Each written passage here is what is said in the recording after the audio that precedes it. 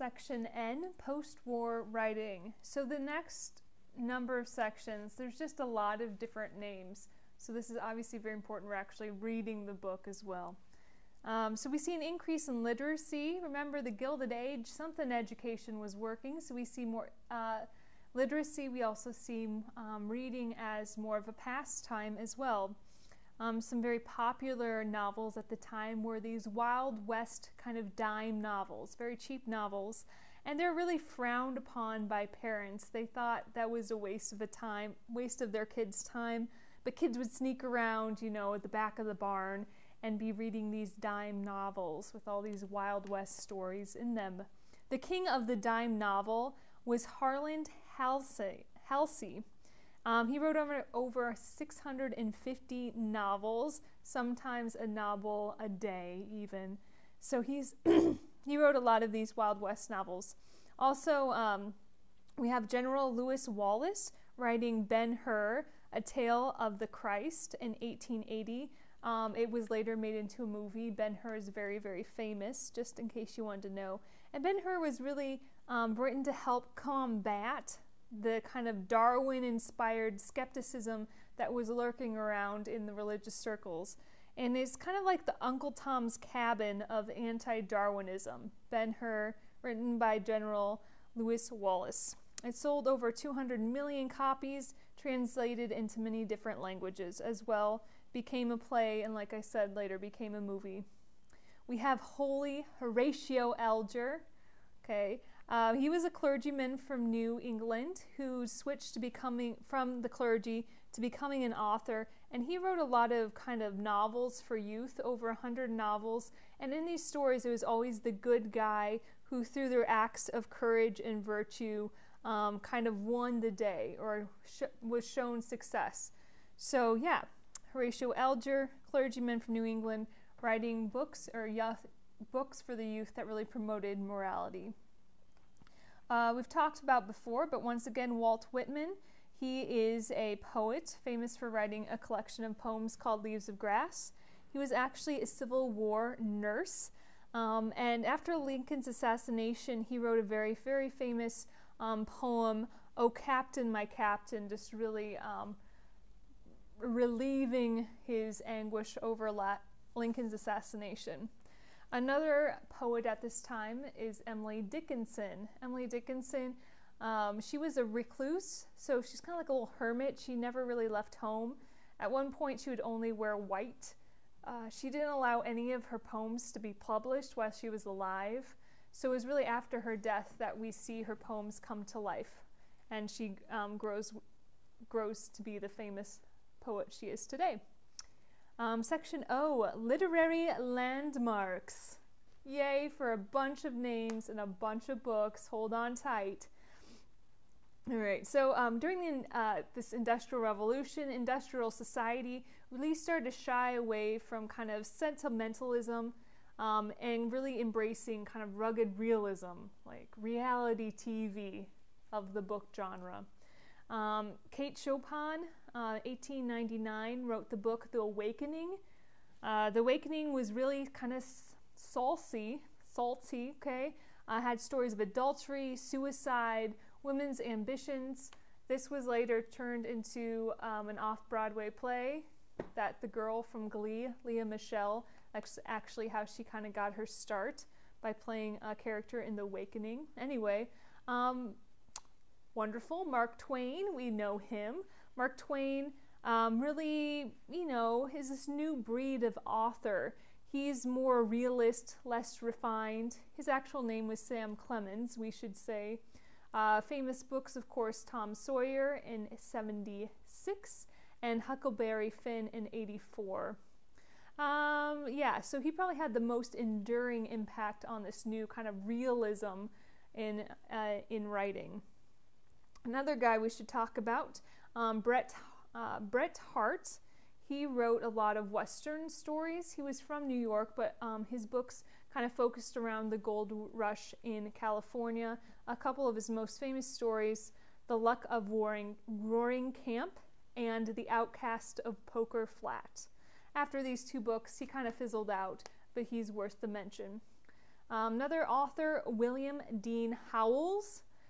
He had little formal education, I should say, and he wrote about just like ordinary people and had some controversial issues he threw in there, especially talking about this kind of unspoken social hierarchy at the time.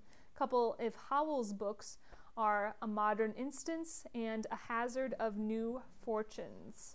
Ooh. Stephen Crane, he's famous for writing The Red Badge of Courage. This book, The Red Badge of Courage, is talking about a young Civil War recruit. Crane had never actually seen battle himself and ended up dying of tuberculosis at the age of 29. So we'll never know what other works he would have created. Henry Adams, he was from the family of, President John Adams and President John Quincy Adams, so he's kind of from that heritage. He wrote A History of America in 9 volumes. Woo! We only have to read 1 volume. And he also wrote some novels about kind of the glamour of the Middle Ages. However, Henry Adams is most famous for his autobiography, which really writes about his failures to come to grips with this new modern age. Another guy we should know, Henry James. He wrote The Bostonians. Bostonians is also a movie. And so kind of about the rising feminist movement that's taking place at this time. We'll see Henry James, his other works of writing, of literature, shall we say. A lot of times his main characters are women, and he really integrates a lot of psychology within his works as well. Henry James. Jack London, The Call of the Wild, super famous book. It's actually written about a dog. The dog is the main character, Buck. And Buck is an Alaskan sled dog, and it talks about Buck's kind of rise to independence in Alaska. Frank Norris, he writes The Octopus. The octopus has nothing to do with mermaids or anything like that. It's about the political corruption in the railroad system, or the railroad corruption in California, I should say. He also writes The Pit, which kind of talks about speculations in the Chicago wheat exchange. So many names. Okay, a couple black writers we'll talk about. Paul Dunbar, he was more of a poet. He wrote Lyrics of Lowly Life. And Charles Chestnut, he wrote a lot of short stories that appeared in Atlantic Monthly. And both of these two black writers, Dunbar and Chestnut, really are famous for embracing black culture, embracing black dialect, black folklore. Before these two writers, embracing black culture was kind of shunned. Another guy we should mention, his name is Theodore Dreiser. He wrote the book in 1900 called Sister Carrie. We talked about this book a little bit before when we were talking about the department stores and the glamour of the department stores. But Sister Carrie was actually a very scandalous book. The main character, Carrie Meebler, I don't remember, Carrie, she is one man's mistress and then goes off and elopes with another man and then leaves that man for a career on the stage. It was so scandalous, so immoral, excuse me, that the publisher actually withdrew it from circulation. Later on, it became American classic. All right, section P, the new morality. All right, so kind of a couple different examples of what was going on at this time. We really see a battle of morality and kind of the place of women in culture. So some examples of this. Okay, a group of sisters, or a pair of sisters, one whose name is Victoria Woodhull and the other one Tennessee Claflin. Okay, Victoria Woodhull, Tennessee Claflin, they're sisters, and they publish a weekly journal called Woodhull and Claflin Weekly. And really, they emphasize this idea of free love. So don't be restrained by marriage, anything else. Do what you will. Hooray. They accused a famous preacher, Henry W. Beecher, of carrying on affairs that had lasted for years. So really kind of attacking the current morality of the time. On the flip side, we get a guy named Anthony Comstock, and he kind of went on this personal crusade for morality. He was kind of the self-appointed defender of sexual purity, and he confiscated over his lifetime 202,679 pieces of obscene pictures or photographs. He also would go into bars, saloons, take down any unseen paintings to that nature. And his claim to fame is that he had personally driven at least 15 people to suicide. What a character. Anyway, but like I said, these two kind of groups of people, really, it's showing that this kind of battle of this new morality is coming to the forefront at this time. What's women's place in culture as well? All right. And this is called the new morality. Okay, the new morality is when women are gaining independence through working, as switchboard operators or typewriters, or secretaries, I should say. They will go to dance halls and nightclubs after work, and we really see an increase in the divorce rate. Also, people became more vulgar and very frank about talking about sex in public, and see an increase in birth control. So this new morality is more or less a decline of morality taking place during the Gilded Age. Section Q, families and women in the city. Excuse me. All right, so it's kind of a contradiction, but a lot of times when people moved into the cities, families moved into cities, although they were surrounded by more people, they oftentimes felt more isolated, because back on the farm, they're a member of a community. Oftentimes they're by extended family, so they had people to talk to, places to go to kind of blow off steam. But once these families moved into the city, it put a lot of pressure on the family. There was no one else really to go to talk to. So we really see a spike in divorce rates because of this at this time. If you look on page 624, there's actually a table that has the different divorce rates. And it's really starting in the late 1800s that we really see a rise of divorce as a norm or as a trend in society. In cities, is both dads and moms working. Kids as young as 10 also went to work during the day. Before, on farms, we saw big families as being a good thing, because bigger families meant you had more people to help out on the farm. But now that families are in cities, they saw children as more of just, another mouth to feed. So we see a decrease in the birth rate and a decrease in the size of families in cities as well. A major feminist at this time, her name is Charlotte Gilman. Charlotte Gilman publishes a work called Women and Economics, and it really is calling for women to become economically independent from men, and really advocated kind of the precursor to daycare centers. Charlotte Gilman, all right. And, during the Gilded Age, women continued to work for the right to vote. Now that blacks were emancipated, they really turned their attention back to women's suffrage, or the right to vote. During this time, we have an organization, an association called National American Women's Suffrage Association, for short, NAWSA. And this association was created in 1890 by the now elderly Elizabeth Cady Stanton and also Susan B. Anthony. These two, Stanton and Anthony, you might remember from their Seneca Falls conference they'd called in 1848. Seneca Falls was that group of kind of women working together for women's rights.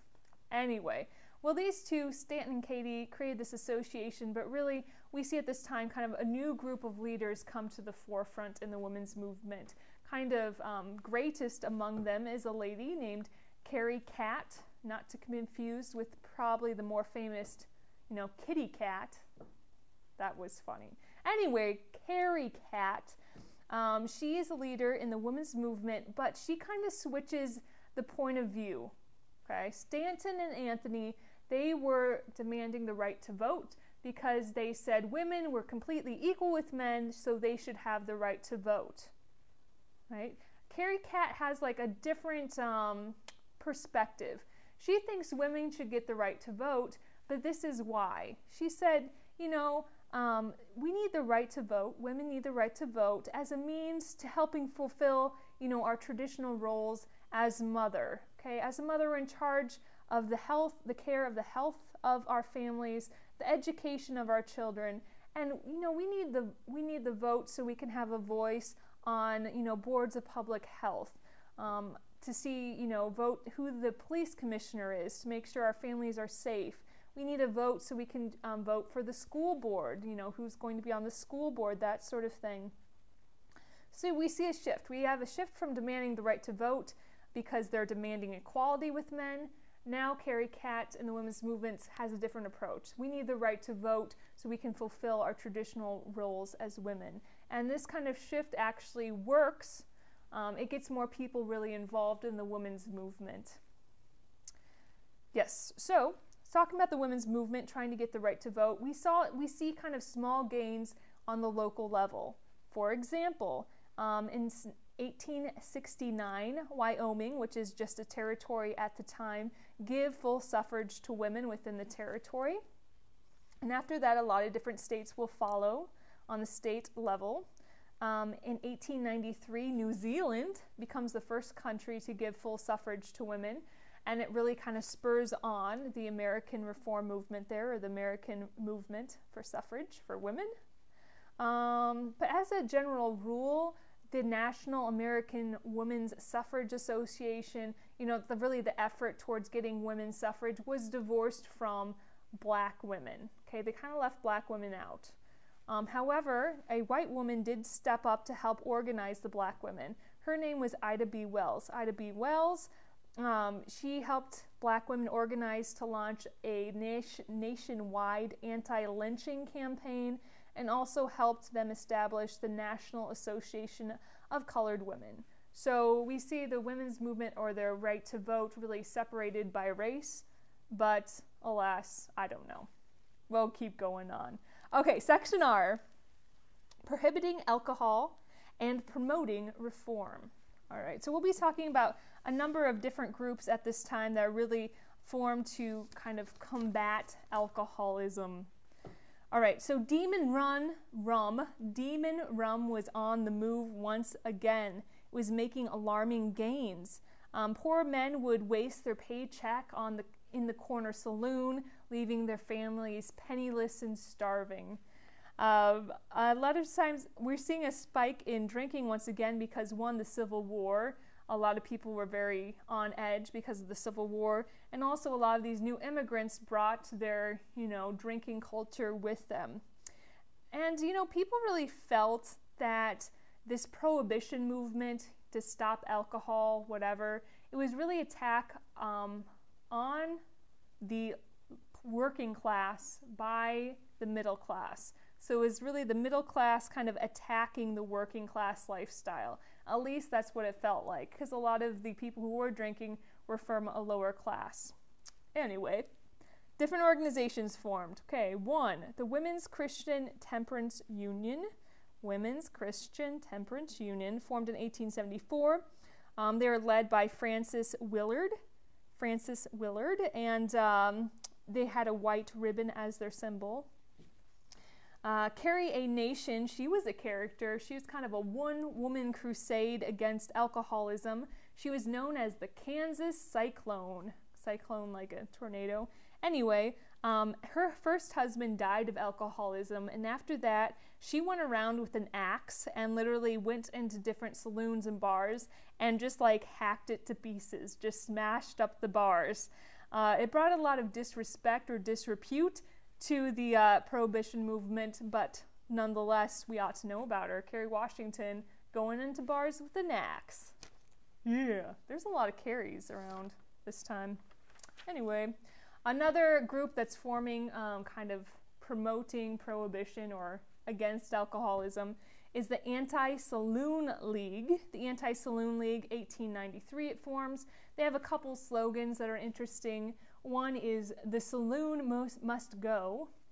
Another one, a lot of women who were in the Anti-Saloon League said, "The lips that touch liquor must never touch mine." Anyway, But through the efforts of these different organizations, we see more and more states, remember this is at a state level, more and more states becoming dry, meaning they don't sell alcohol. Okay, they don't make, they don't sell.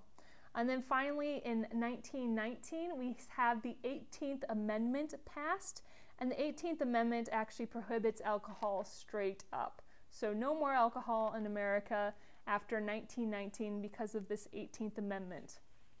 The section finally ends just by talking about the fact that there are other crusades going on at this time. Besides Prohibition, we have an association that you might have heard of, the ASPCA, the American Society for the Prevention of Cruelty to Animals. That was formed in 1866. They still have commercials on TV today. And also in 1881, we see really a rise or a growth of the American Red Cross. Clara Barton, very much connected with the American Red Cross. She was a famous Civil War nurse that went about helping at Civil War battlefiels. So a lot of kind of social crusades going on at this time, mostly or at the forefront is Prohibition, culminating in 1919 with the 18th Amendment. All right, 2 more sections to go.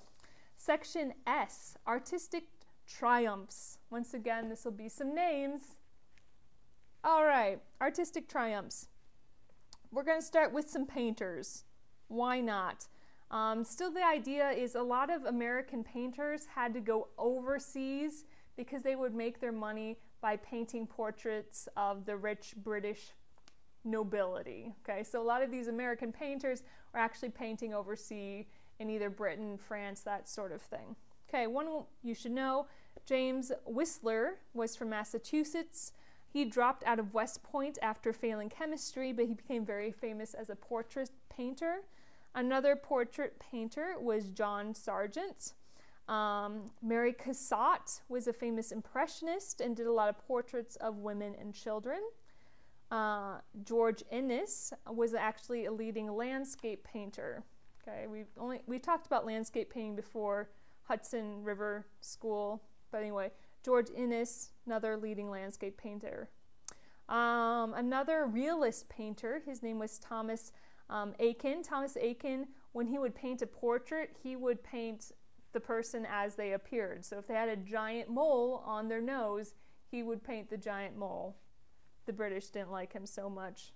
But anyway, you should know about the mole painter, Thomas Aiken. Apparently, he's important. Also, Winslow Homer. He was really known for kind of rugged realism. He's very famous, known for his paintings of the ocean, fishermen, that sort of thing. We have a famous sculptor coming from America at this time. His name is Augustus Saint-Gaudens. That's how I'm going to pronounce it. Actually born in Ireland, but becomes a famous sculptor in America. Let's talk about music. We talked about painting. Let's talk about music. We really see some wonderful orchestras forming, especially the Boston Orchestra and the Chicago Orchestra. In New York City, we have this big opera house, the Metropolitan Opera House. And its nickname, this opera house's nickname was the Diamond Horseshoe. Okay, it was shaped like a horseshoe, but really what it was is a lot of newly rich people would kind of pretend to enjoy these, imported opera singers, these famous opera singers from, Europe, but really what they wanted to do is they wanted to flaunt their jewels, their diamonds, their gowns, their furs, that sort of thing. Hooray. We have some homegrown music talent. We have kind of growing out of the black spirituals. We have ragtime, growing out of ragtime. We have the blues and jazz forming in its infancy at this time. An invention by Edison, once more. Edison comes up with the phonograph. Phonograph's kind of like an old school record player. You'd crank it, it has like the big bell on it. So a lot of times we'll see kind of most houses had a piano in their parlor. Now the piano's collecting dust as a lot of people are buying Edison's phonograph. Last kind of point of culture in this section is architecture. So we had painting, we had music, now we're talking about architecture. And a big movement at this time in architecture was something called the City Beautiful movement. The idea was to really make America's cities look special. So a lot of architects would kind of copy the European styles. You know, the masters who had created Paris, we would copy their styles in America. Examples of this is New York's Grand Central Terminal, still there, Grand Central Station, built in this movement. And you know, the idea was if you had pride in the cities, if you built cities well, then that would naturally increase people's civic virtue. They would be proud to be Americans and would be better citizens because of it. As a part of this architecture movement, we need to talk about Daniel Burnham. That's probably how to say it, Burnham. Daniel Burnham, he really redesigned Chicago and DC. His thumbprints all over those two cities. But he really gets together and organizes the Chicago World's Fair, also known as the World's Columbian Exposition. Okay, so the World's Fair in Chicago opens in 1893. It lasts for 6 months. But the way it affects architecture is this, okay? This World's Fair was actually built over 600 acres. 600 acres. And they build over 200 new buildings on the 600 acres. And these new buildings, although they were built to be temporary, and they were built in this kind of neoclassical style. It was kind of its own city, the 600 acres city, and it had a lot of these kind of a lot of this European architecture. And in effect, what the World's Fair did for American architecture is it just raised the bar, okay? Set a new standard for what was expected or should be expected from American cities, you know, promoting city planning, that sort of thing. Last section. We're almost there. Yes. Section T, the business of amusement. Okay, so we see an increase in, you know, theater productions at this time. Also, the vaudeville circuit was hot.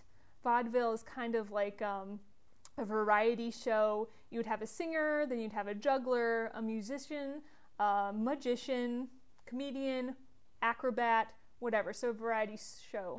In the South, we see still going strong the minstrel shows, what originated as white men painting their faces to look like they're black.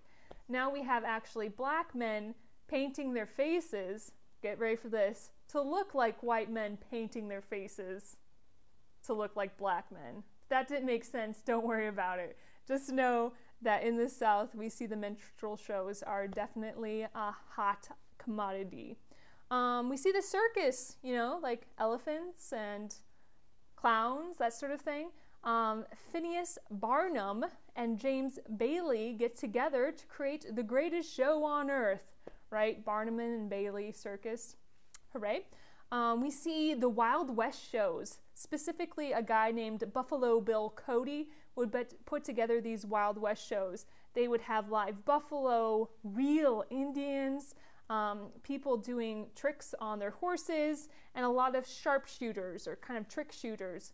Really famous among them was a woman. Her name was Annie Oakley, and it was known that at 30 paces, you know, 30 steps, if someone threw a playing card in the air, she'd be able to shoot it 6 times before it hit the ground. Don't mess with that, sister. That's all I'm saying. All right. Baseball mania, it was taking a hold of America at this time. In the 1870s, we see the first professional leagues developing.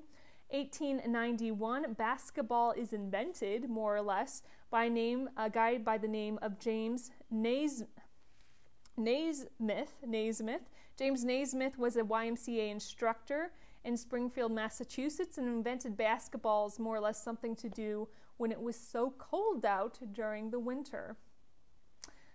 Football is growing in popularity. Of course, football was first very, very popular, not as a professional sport, but as a collegiate sport. The Yale-Princeton game in 1893 drew over 50,000 fans. We also see boxing take a hold at this time as well. Anyway. So when we're talking about the business of amusement, there are kind of 2 crazes going on at this time. One is the playing of croquet. You know, it was condemned by some people as being too immoral because when you're playing croquet, it would expose the ankles of young ladies and would oftentimes promote flirtation. So croquet, the sport of those living life on the edge. And then also we see a new craze of bicycling or biking. They invented or kind of reinvented the bicycle, so it had a lower seat. It was known as the safety bicycle. And so by 1893, over 1 million bicycles were in use. So when we're talking about amusement in general, it's kind of interesting because within cities, we see the rise of districts. We have the Little Italy, the Little Poland, we have the black neighborhood, we have the rich neighborhood. And although we see a lot of sections or distinctive neighborhoods, it's really funny because we were starting to see kind of a standardized popular culture form at this time. Cities are becoming more diverse and more similar at the same time.